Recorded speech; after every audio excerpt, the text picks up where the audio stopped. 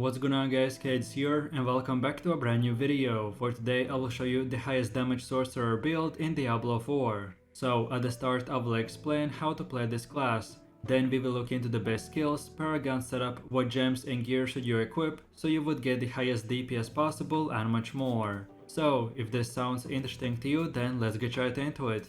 And before we continue, thanks to U4GM, they are a pro website that provides Diablo 4 services like cheap gold with fast delivery and pro carry runs, as well as unique and legendary items. They also have more than 17,000 comments on Trustpilot, and this website is really worth a try. So make sure to use my discount code KADE for extra 6% off. So Sorcerer in the endgame is one of the highest damage classes with pure spellcasting skills, by using fire and ice magic with high AoE and crowd control. The Sorcerer can be played with ranged spells to deal damage from afar safely, or you can turn her into a battle mage for more up-close playstyle. When your teammates pull all the enemies very close to each other, the Sorcerer will unleash her massive arsenal of AoE skills, which will do massive amounts of damage. So overall, this is the perfect build for players that love strategic gameplay, with good damage, a high skill cap and much more. This build guide is split into two parts. The first part is the ice shards leveling build, so to go from level 1 to 50, and then the second part is the full endgame build, which will require at least level 50. So with that said, let's move over to the leveling build. So to start off from getting to level 3, we have to put 2 points into these two nodes. Then from level 4 to 7 we spend 4 more points in here. Then from level 8 to 15 we will get 8 more points, which we wanna use by getting all of these nodes. Then from level 16 to 28 we will get 12 more points, which we should spend by unlocking and upgrading all of these nodes. Then from level 29 to 35 you will get 6 points that you should spend on these other nodes. And then lastly from level 32 to 49 we will get 17 points, which we should spend on these specific nodes. And by the way, if I went too fast, then you are feel free to check out this video's description where you can see this build on a website. And then finally, don't forget about your renown, which after you gather all the renown in the game, you will get 10 extra skill points. I recommend to spend them towards your leveling progression that I just explained a second ago. And then in the endgame build, I will show you where you should spend your 10 leftover skill points. So then with that said, leveling up in Diablo 4 is similar to most other MMOs. So for the most part, this will mean that you have to constantly replace one rare item with a better one, all the way up to level 50. Generally, you want to have a one-handed weapon plus focus instead of a two-handed weapon, mostly because focus can roll cooldown reduction, and it is by far the best stat that you can have. So then for your weapon stats, you want to get close damage, vulnerable damage, and damage versus crowd control. Then as for your clothes, the armor pieces typically grant us defensive and utility stats, except gloves, which will offer us offense. So for the helmet, try to get cooldown reduction and hide your ranks. Then for chest armor, get armor and damage. Then for gloves, get ice shards ranks. Then for pants, get armor and intelligence. For boots, get movement speed, mana cost reduction and frost nova ranks. Then for jewelry, specifically for your amulet, get the cooldown reduction, mana cost reduction and movement speed.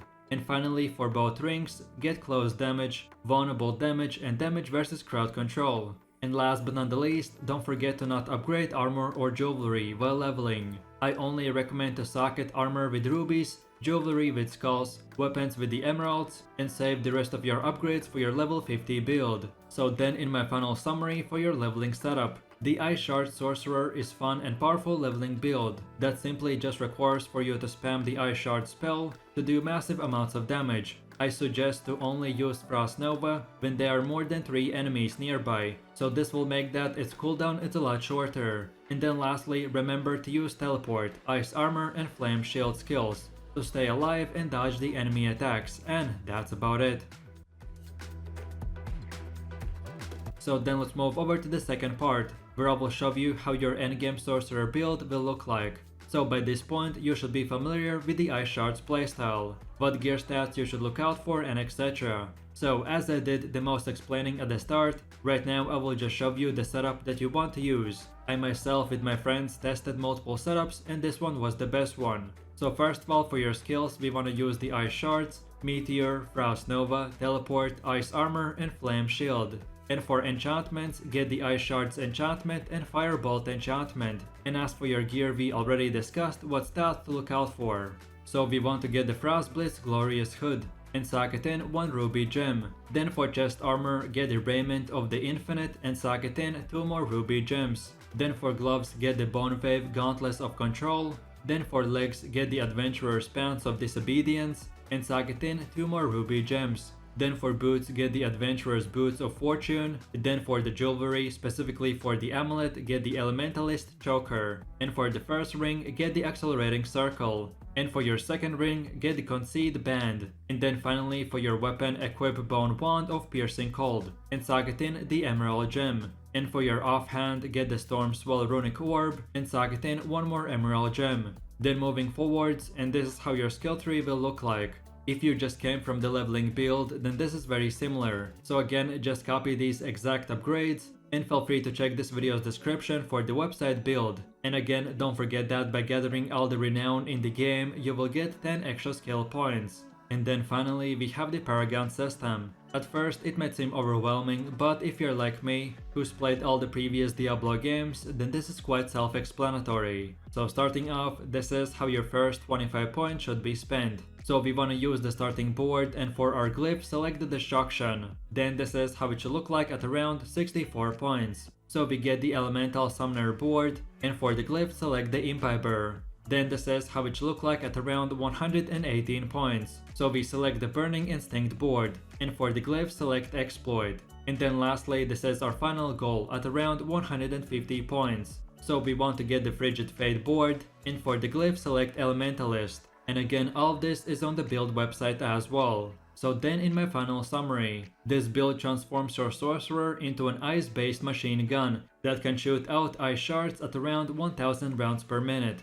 With its great single target DPS and relatively long range, this build can speedrun to any nightmare dungeon. For your spell rotation, I recommend to start the fight by using the Avalanche together with the Fireball enhancement, and this will solve your mana problem. Then afterwards, stack cooldown reduction, mana cost reduction, and resource generation that will give your shatter back and also acquire burning synergies. Despite appearance, Frost Nova is the strongest offensive skill on our bar. A single use of it will usually clear the entire screen, so make sure you use it on groups of enemies. And then finally, activate your Ice Armor and Flame Shield, which will keep you alive even in the most difficult battles. So, if you want to become a sorcerer with a machine gun, then this is the build for you, so just spam Ice Shards and have fun.